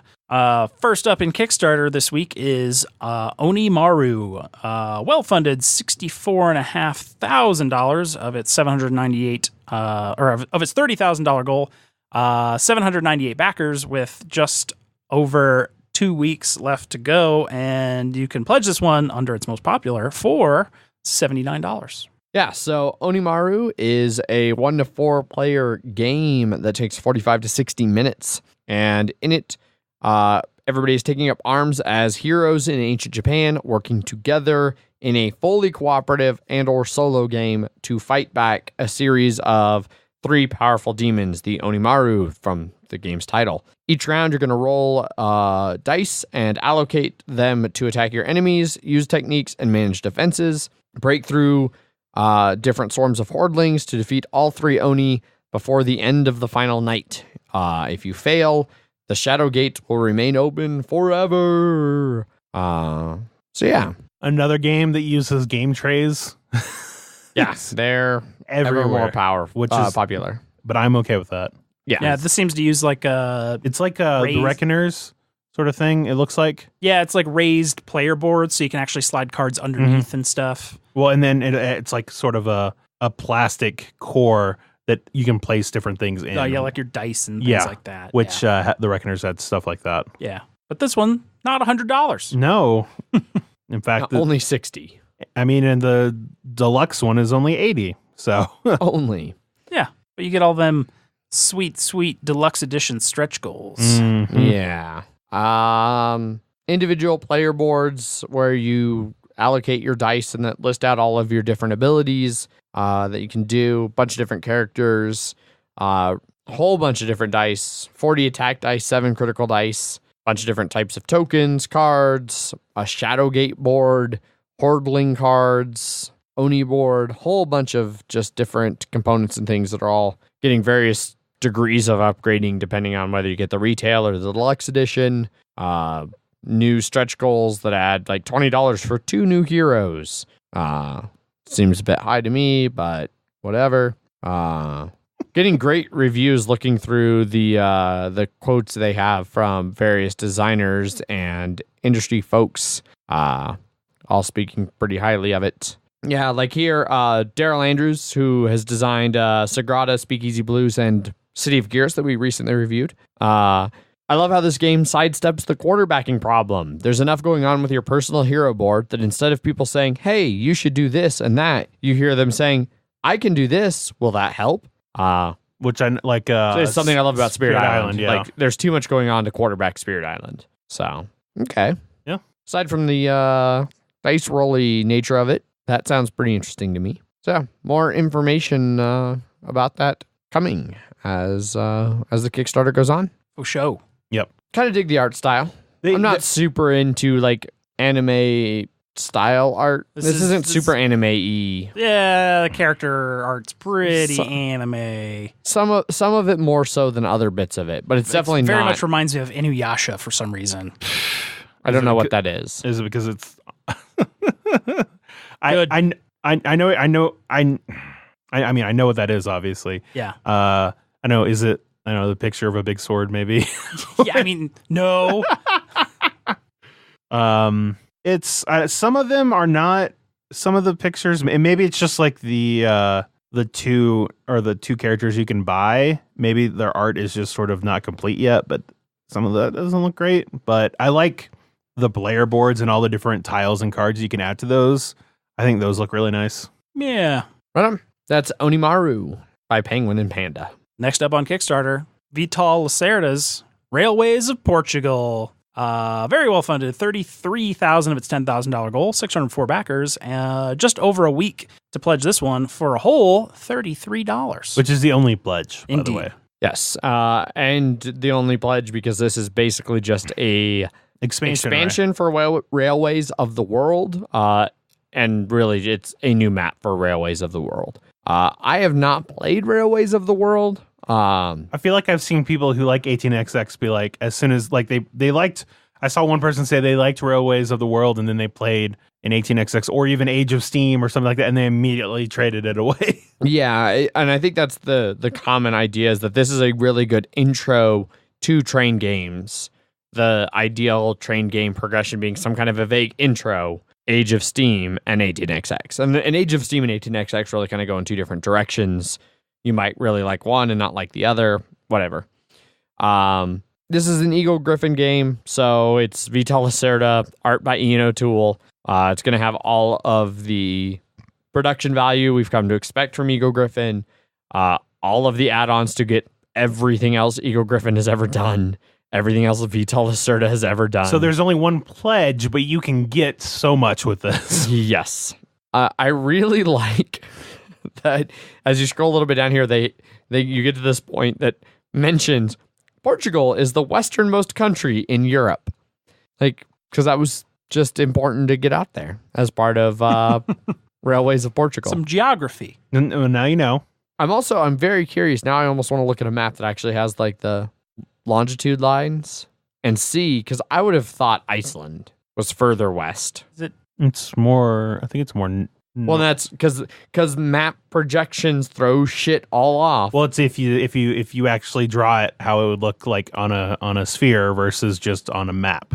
That makes sense. Right, but like depending on how you like when you rotate the sphere into like the right spot, like I'm curious. I'm curious how it actually looks on a globe and or map with appropriately curved lines of longitude. Yeah. Anyway, this comes with like you can add on poker chips with this that do not look good. No, I do not like the poker chip add-on for this one. There's a lot to like about this one. The poker chips, not one of them. And that's been pretty unanimous from everything I've seen, is that the nobody's a fan of the poker chips. It is the furthest point in mainland Europe. What is? Portugal. Furthest point west? Yes. Because I mean, Ireland is further west. But it's not mainland. Like Iceland is significantly further west. Furthest mainland Yeah. west. Okay, so Ireland's further west? Ireland is further west. Okay. I'd see it. Well, that's not where much. it's curious. Not much further west. Because a lot of the maps I've seen don't make. And that's why I wanted to see the lines of longitude. Wow, Iceland's way out there. See, because normally when I see a map that doesn't have lines of longitude, in that case, Portugal looks distinctly further west than Ireland. Okay. A whole bunch of different railways of stuff you can get through here. Railways of Nippon, which I've heard really good things about. Lots of different railways of stuff available in this Kickstarter, as well as all of the other Eagle Griffin stuff that you can get if you want. Has a escape plan come out yet? No, not yet. You can get it. It's not out. Something like that, yeah. But you can get it. Yeah. You can order your version of it through, or your copy of it through this Kickstarter. I can't get over how bad those poker chips are. They're just But they're new poker super chips. basic. Yeah. I've got my iron clays from brass. I definitely don't need any other poker chips ever. Unless you want different colors. I'm very happy with the colors. And Unless you're Paul and need the specific colors. in which case you probably own your own professional poker chip set anyway. Very true. That looks better than the ones in Railways of Portugal. Yes. So, Railways of Portugal. If I was more into Railways of the world, I'd probably care more than I actually do. I don't play a lot of Age of Steam. I haven't played it in a long time. I do like 18XX, but this isn't that. So, do like Vital Lacerda and Ian O'Toole. Both your favorite things. Two of my favorite things. And trains. And trains. Choo-choo. CCMF. Next up on Kickstarter. Nocturian. Well-funded 51,000 of its $10,000 goal, 938 backers, but only 5 days left to pledge this one, with its most popular pledge being its deluxe edition for $60. Yes. This is a 2 to 4 player dark fantasy dice rolling worker placement and resource management board game. Nice. Yeah. In it, you are taking on the role of various noble houses, trying to complete quests and find heirlooms that will help you build up a bunch of power and or victory points, thus proving your loyalty to the Emperor and becoming the winner of the game. It does also, for those of you who are looking for something more affordable, I was shocked, only $35 pledge for the base game. A thing to note on here is that the art is done by the guy that did Brass. Yes, Damien Mamolidi? Sure, yeah, him. Good old Damien. Damien, yes. Which, and the board looks good, yeah. If you've seen the new Brass stuff, this will immediately be like, yep, the art styles are very reminiscent of one another. Yeah, even just color is very similar. Yeah, color, art, shading style, all of that. Looks very similar. I mean, it'd make you think that it took place in England in like the 1800s. Yeah. But Indeed. Alternate version of 1800s England. with less pollution. Much less. More demons, though. Yeah. Maybe a trade-off. Yeah. So it features a central board that has different spots where you can spread out the 12 different location cards that are placed out randomly, ensuring some replayability, allegedly. 24 different quest cards, bunch of beast cards, individual player boards, whole bunch of other item curse cards, things like that, different dice, resource tokens, a whole bunch of different components, various ones upgraded in the deluxe edition. Apparently, they're doing 10 metal alloy swords, resin crystal balls, resin logs. Pre-painted. Yes, all of the components pre-painted, or a good chunk of them pre-painted. Gold bars, metal alloy that at least currently does not look like gold. So you gotta, touch that up yourself. A fancy build-your-own punchboard mechanism for tracking seasons with a spinning wheel that points to resources. Yeah. So evidently this is all based around, and I've never heard of this. It's based in the world of Nocturian, which was created for the online game Nocturian. I have also not heard of Nocturian. They say the board game Nocturian is based on the world of Nocturian, created by Mark Alexander for the online game Nocturian. You're not giving me a lot of information there. Nocturian is based on Nocturian that's based on Nocturian. It's like, duh. Duh. Yeah, it's just the world of Nocturian, probably in the state of Nocturian, and this is the city of Nocturian. So Yes. it's an online fantasy strategy browser game. So it sounds like a little bit like Fall of London. Also not familiar with that. Okay. That's something that is slightly more common. Gotcha. Whole bunch of unlocked stretch goals, things like that. You can tell they're Europeans because they're using periods instead of commas to denote the difference between 50,000 and 50.000, which was initially confusing to me when I saw the first stretch goal appeared to be at $15. I rapidly figured it out. Yeah. I like the art style. The game itself does not look that interesting to me. They sure said a lot of things that are interesting to me at the start, but They had a lot of keywords. They had the right keyword. Yeah, a lot of bolded things. Unfortunately, they started with dice rolling, which immediately made me skeptical. They started with dark fantasy. Equally skeptical for me as dice rolling. I do like the various uses of bolding for the text here. They're just, it's dark fantasy, dice rolling, worker placement, resource management, variable asymmetric powers, stunning artwork, getting all those keywords out there for you. They want to make sure those jump off the page and grab you. So, yeah, I don't know. Check it out. Nocturian's bolded. Further down the page, per campaign, also bolded. Ooh. Our returning backers, bolded. $5 loyalty credit. Vesuvius Media loyalty credit. Rough estimates and Nocturian again. Something in Greek, also bolded. Oh, anyway, enough making fun of things. That's Nocturian. It's got some cool art. It's got a couple days left. Go take a look at it and see if it sounds interesting to you. That's it for Kickstarters. Yeah. So we get to move on to some listener feedback where, holy shit, Jeff, manna from heaven. You have emails. Yes, I do have emails at milehighgameguys.com. I just want to say one thing real quick. Manna from Heaven, that's a food truck around here. Yes. That I'd seen people reference Manna from Heaven, but for whatever reason, I'd never heard of that before. You didn't know that was a total God thing? No, I didn't know that was a saying, basically. Oh. And so I saw Manna from Heaven. I'm like, okay, whatever. And then I saw someone refer to it. I'm like, why are they talking about the food truck? This doesn't seem right. And then I was like, wait, let me look. Oh, it's an actual thing. Got it. Okay, done. Yeah. Some old school, youth group stuff coming, from the past here. When the Israelites had escaped Egypt and they hadn't done it quite the exact way God wanted them to. And so I think it had to do with going up and get the 10 Commandments and then coming down and, oh shit, they're idol worshiping and they're not following the rules. Smash everything.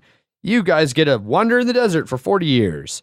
But don't worry, I'll feed you with manna from heaven. You just wake up in the morning and there's food on the ground that you eat. Gotcha. Okay. Religion's weird. Yeah, that would be why I definitely didn't know what it was about. Because I saw some people, or some of my friends in our chat, in a chat that we do, have some like pun based things based on, I guess, like choir songs or something like that, and I was like, I have no idea what that is. Oh, I will give religion credit for giving us the best Christmas carols. I don't really like Christmas music, but the Christmas music I do like is almost exclusively old school, like legitimate religious carols, choir stuff. Anyhow, Jeff, you have emails. Starting off with somebody maybe talking a little bit of shit on Portillo's. I don't know. No, you don't know until I read it. Emails at milehighgameguys.com if you'd like to send us an email. Like Michael did, titled Portillo's. I let it slide the first episode this was mentioned, but it was brought up again. Everyone that is from Chicago, which means anyone within a 500-mile radius of Chicago, because that's how people are around here. There's nothing else. Yeah, so I mean, it's just like Georgia. It's either Savannah or Atlanta. Yeah. I mean, he's not wrong. Yeah. I've met people from Gary fucking Indiana who say they're from Chicago. That is extremely close to Chicago. Yeah, that is basically it's still Gary fucking Indiana. It's still the same urban center. There's no like break in that infill. Anyway, continue. It's not going to make sense where I continue from here. Just say everyone from Chicago. Everyone that is from Chicago within 500-mile radius is obsessed with Portillo's. I've had it 3 times, and twice I got the Italian beef. It's fine, nothing to write home about. But my biggest complaint is how shitty their burgers are. I throw Portillo's into the same boat as Chicago sports fans. Chicagoans are hopefully a sinking boat. Well, I mean, most of them do. Chicagoans are just obsessed with their own city, and they love everything unconditionally with an extreme bias. You're just describing Paul at this point. Just want to throw that out there for anyone who goes there and is disappointed.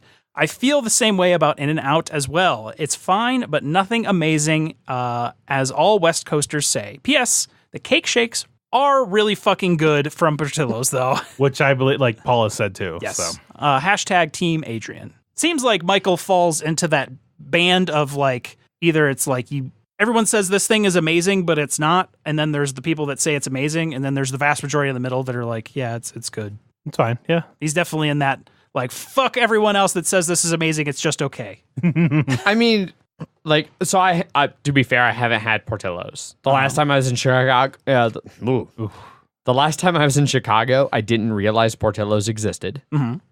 That was not on my highlight of like Chicago shit to do. Yeah. So I don't know. Next time I go to Chicago, I'm gonna have to try Portillo's. Yeah. And then I'll chime in. Hopefully that'll be a while because I don't really like Chicago. Yeah. However, I can enthusiastically agree with him about the sheer level of mediocrity that is In-N-Out. I have never had it. It's another one. People rave about it.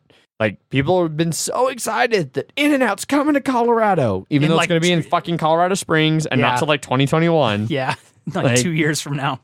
It's still not going to be good. It's going to be thoroughly mediocre. I don't know about mediocre. I'm sure it'll be fine. Mediocre is not the word I would use. Like, even Shake Shack is, people raved about that, but it's a good burger. It's not a Shake Shack is okay. It's not a mediocre burger. It's a good burger. It's a good fast food burger. It's a mediocre burger. It's a good burger. It's a good fast food burger. It's a good burger. Strong disagree. Okay. Strong disagree. I haven't had it, so I can't comment. Yeah. But Shake Shack does good shakes. They're not Burger Shack. They're all, nah. Okay, we have to go. Look, we have to get past this, or else this episode is never going to end. Their shakes are okay. They're not like amazing. None of this week's shows are ever going to end. But I've also never had like an amazing shake. So like all shakes are mediocre. I mean, yeah, shakes are shakes. Yeah. You can fuck up a burger. It's hard to fuck up a shake. I don't agree that the Portillo's burger is mediocre. It's actually like flame broiled right there. It's pretty decent. So much disagreement going on right now. Yeah. They have the most consistent Chicago style hot dog, which I always very much appreciate. I feel like Chicago is like the little kid to New York, where they always got to like compete. So that's why there's like, oh, New York has New York style like pizza, or the like Coney dogs. Like, oh, we gotta have a Chicago style dog, a Chicago style pizza, and they're really different. I mean, they I mean, at least the pizza, they are really different. They are extremely different pizzas. Yeah, Chicago style pizza is like really not a pizza. It's like a fucking cake. Mm-hmm. It's a cheesecake. It's a fucking casserole. Yeah. It's something ludicrous. A casserole you can get out with like a spoon. I'm not spooning out pizza. I mean, that's probably would be a better way to eat a Chicago style deep dish It is a pizza. fork and knife dish. It's not a pick up by the slice dish. You can with certain places you can. I mean, Depends on but the are those good places? Yeah, like Geno's and Lou Malnati's. You can with some of them. The cheese isn't as like crazy thick. You're just saying Italian names, and I don't know if those are actual places or not. Giordano's just opened up on. You continue. Giordano's just opened up on the 16th Street Mall, and they've got a really solid. Oh, it's on the 16th Street Mall. I'm sure it's quality. Well, it's from Chicago.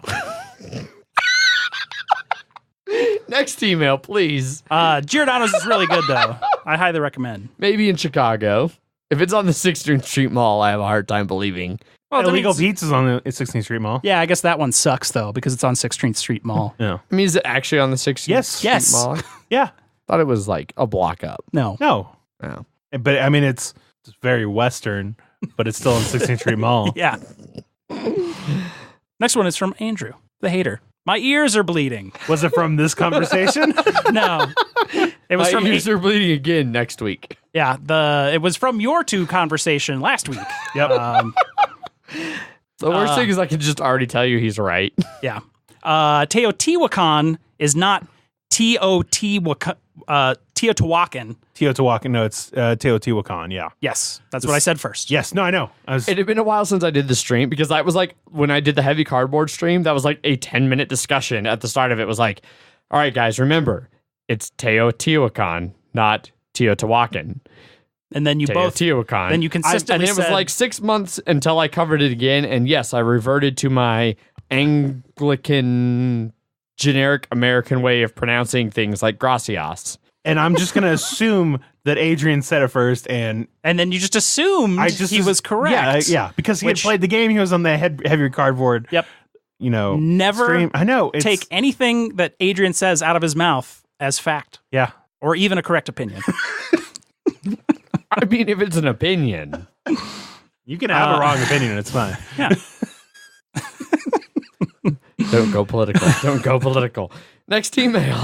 He continues. Oh, that's right. Sorry. Adrian and Zach both managed to pronounce more than half of the syllables of this word wrong. When he first said that, I was like, no, we didn't. And then I went back and went syllable by syllable, and I was like, oh, shit, yeah, we did. This video that he links here has a good pronunciation of it, if my explanation isn't clear enough. Which it was. Indeed. Next email. You didn't get it right or pay the price. What?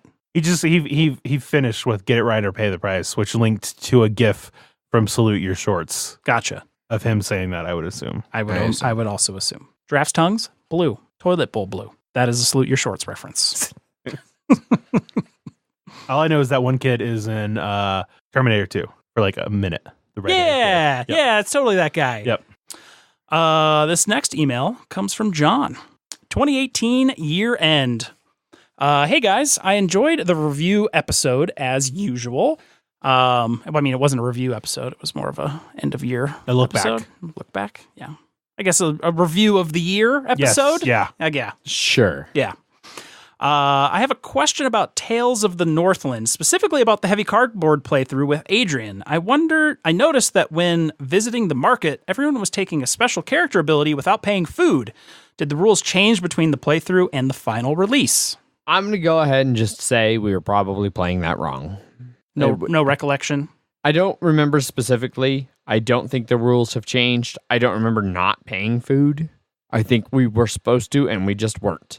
So I think we were just playing wrong. So now it's just the worst game ever. Because you didn't pay food. Minor mistake. Yeah. We made a minor mistake in a game, and it ruins it because it's a heavy game. Yep. But if it's grizzled, we'll just play it 40 fucking times until they make the way why we're it's playing wrong. The perfect right. game. I mean, that had to have been what happened. They literally changed all the rules to what we had been playing wrong. Yeah. We're just expert game designers. Yeah. Yeah, that's how it should have just been played in the first place. Jesus. We just instinctively know. Yeah. So they just instinctively knew not to pay food. Yep. Correct. Yep. That'll be in the version 2. Yeah, it's Yes. just pure gaming instinct. Because we're good gamers. Yeah. Also, what is the special Patreon Slack channel? Is that something that you have to be invited to as a supporter? No. You can be part of our Slack. No. Well, The Patreon so the Patreon- channel, yes, yes. is for supporters. Yes. But to be in our Slack, You just do have to not. go to show notes, follow the link, Yes. and join. Yep. Or you can just pay us $1 a month. Get in that Slack channel. AKA be a supporter. Yeah. And I can just shred you to pieces. Can you pledge less than $1? I don't think so. It's, Okay. it's, That's $1 the or more. minimum. Yeah. That's how we know. The $1 ones are like, I bet you would go lower if you could.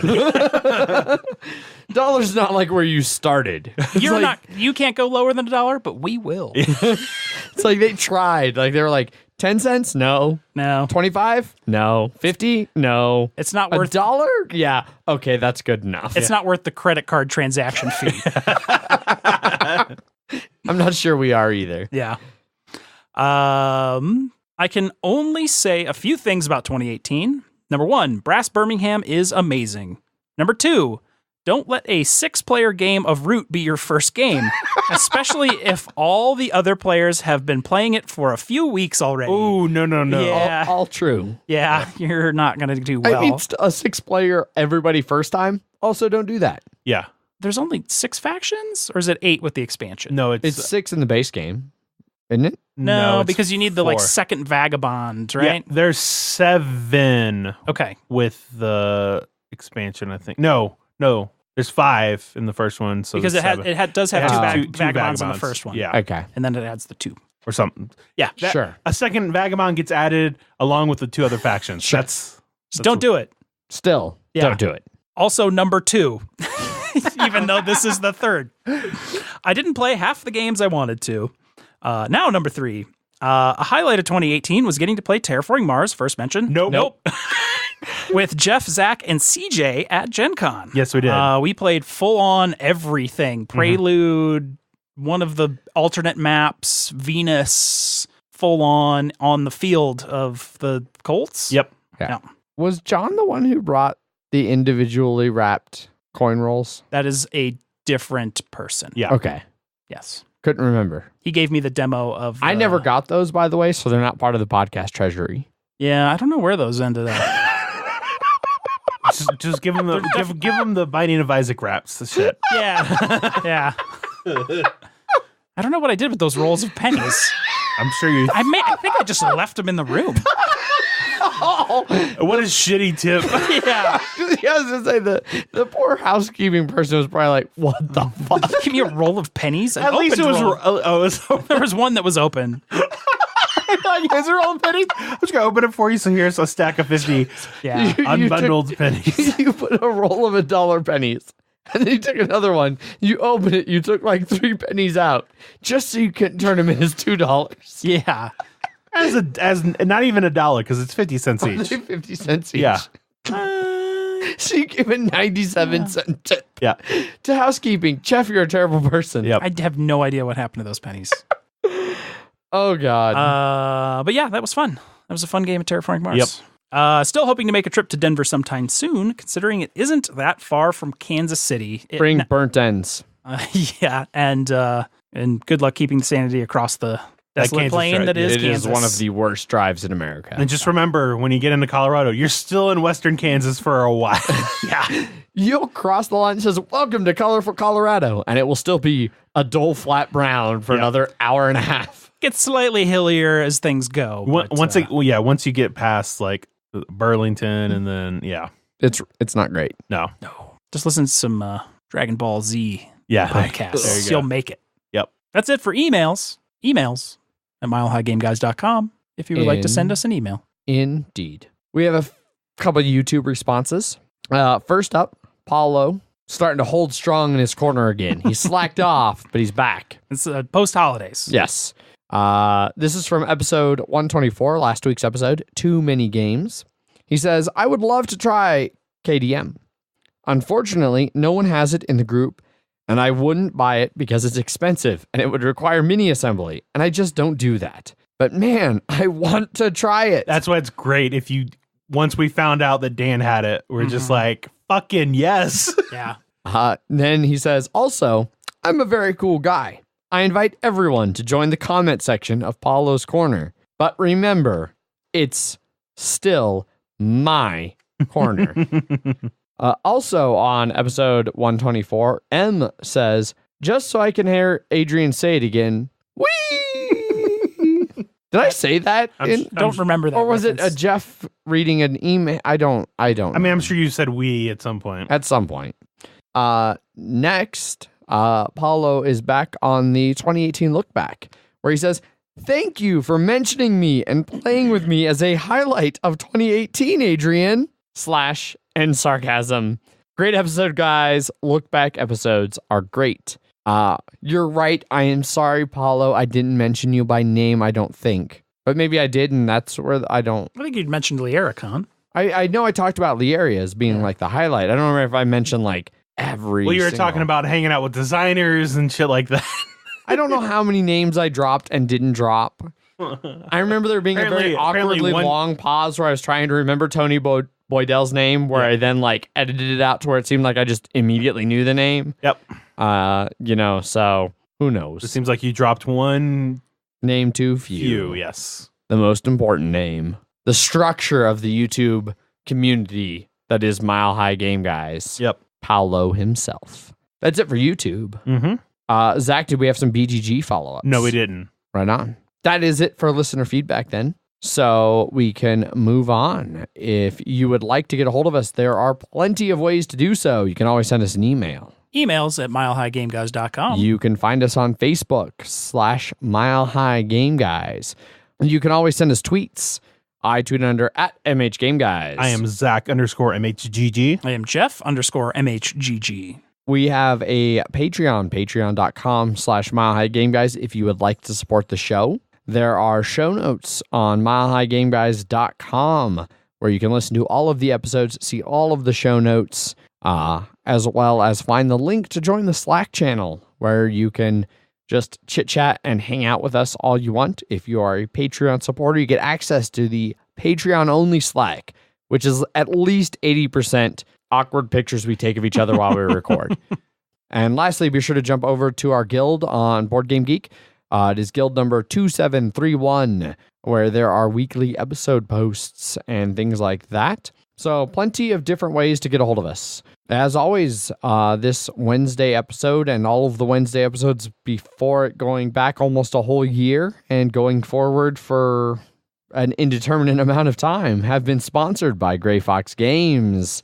Their new game, War of the Worlds: The Next Wave, will be coming to Kickstarter soon. Jeff, you recently got to speak to Alex. Yes. About this. And before we switch to you, Jeff, when I say coming to Kickstarter soon, I mean like tomorrow. Yeah. Yeah. Like this episode comes out on Wednesday. It launches on Thursday. The 10th. The 10th. So you talked to him today. You have a little bit more information about the game. Yes. So it's War of the Worlds: Next Wave. It's a sequel to the book. So that's what it's based on. So it's not based on the movie. There's no Tom Cruise. This all takes. God, I would hope so. Yeah. This all takes place back roughly around World War I, or slightly after. Rough time frame of, I believe, the original newscast. Yes. He described it as Clank meets Dudes on a Map. Yes, that's how he described it to me a while back. It's going to be aliens versus humans. Aliens have the objective of destroying 30 civilian tokens off of the map of UK, and the humans have to do 30 damage to the aliens to win. You start with 10 cards in your deck because it is a deck builder. Out of that, you will get your actions and stuff like that. Now, one thing this deck builder is not, they do have separate card pools. So humans have a deck to build out of. The aliens have a deck to build out of. There is not a shared human deck trench in the middle or anything like that. You get like a 5-card trench, which you can purchase your cards out of into your deck. The cool thing is when you like after you purchase, or if you choose not to purchase, but there will be an option to cull one of those cards out of that trench, so you're not stuck with some crazy high stuff to buy and then stuck in some sort of like, I just need to get a bunch of money while this other person is like doing effective turns, which can happen in like Star Realms or anything like that. Right, yeah. There's not a lot of trench culling to like get some cards out of there. One thing that this game will have is lots of culling mechanics. So your decks will be able to be modified how you want them and not just bloat like some do. Humans can build like forts and bunkers and ships and cool stuff like that. The aliens can have like walkers and saucers and other cool stuff. The Kickstarter version is going to come with minis for the aliens and human units Instead of standees. Yeah, cardboard standees. Yeah, Yep. The that is Kickstarter exclusive, I believe. probably. Yeah. The year's going to be so this is all the kind of the original game that was designed in Russia. And then this is Gray Fox bringing it over into English / the rest of the world. So there wasn't much work they said they had to do on it. They did a ton more playtesting and things like that to sort of balance stuff out, but the game was sort of already there. New content, there's going to be an Irish Sea expansion that's going to add a little bit more board onto there. And that's only going to be $5. Not bad. Yeah. It's like going to be $39 for the game or $44 with the expansion. Cool. Yeah, from Russia with aliens. I like it. Yeah, Cool. yeah. It has 3 of my favorite things in games: 2-player asymmetric, deck building, and area control. There we go. Right on. We will have more information on this next week during our Kickstarter segment, considering it launches again tomorrow. So go check it out.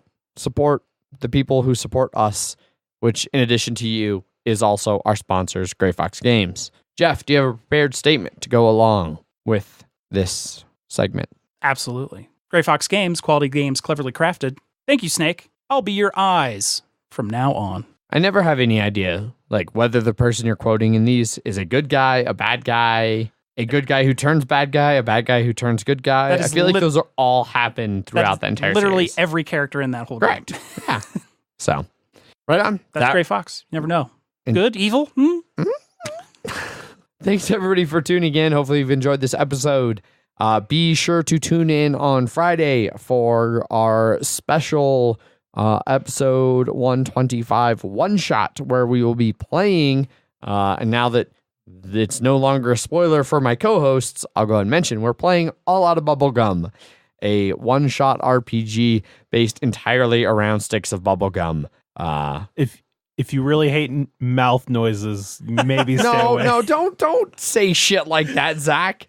So first of all, the mouth noises are only excessively bad at the very first moment that Bob puts a piece of gum in his mouth and was like into the mic. Otherwise, weren't that bad. It makes people's mouths moist, and I could hear it every time people. I'm just glad I don't have to edit it. And I hope that you at least leave something. I don't want everybody to just immediately delete the episode without listening to it. I mean, I don't care we get the same downloads, but I want people to actually listen to it. That's all you do. Just download it to listen to it. It's fine. Because I would like to know what people think of it. All right. So just, the mouth noises are intentional. How about that? I'll just say that. The mouth noises are intentional. Because there's gum. There's gum involved. But yeah, so it's a super cliched, over-the-top action movie with 3 stars who all have to share the limelight. Or 4. 4 stars. 4 stars, yeah.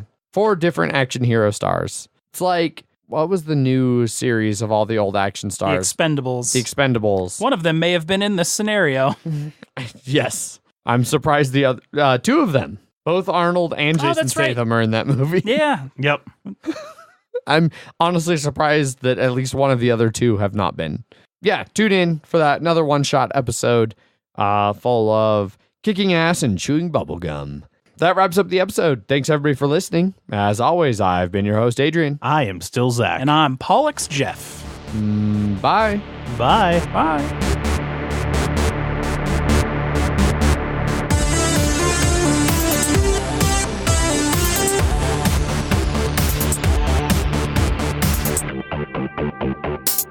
It's a deck builder, dudes on a map, game. What there was Jesus. deck builder, dudes on a map. Mm-hmm. I don't. What's the third piece I'm thinking of? I don't know. It's definitely. You don't need it, Jeff. It's fine. Yeah, I know I don't, but there was definitely three. There was definitely three pillars of Deck, excitement. Builder, It's dudes deck- on a map. Decks and building. Deck building, Area control? area control. Deck building, area control, dudes on a map? Dudes on map is 2-player asymmetric is Okay. the other portion Oh. of the piece. Okay. Yeah. You could make that cut work. Punchboard Media, where we all Bring something to the table. pull up a chair at punchboardmedia.com.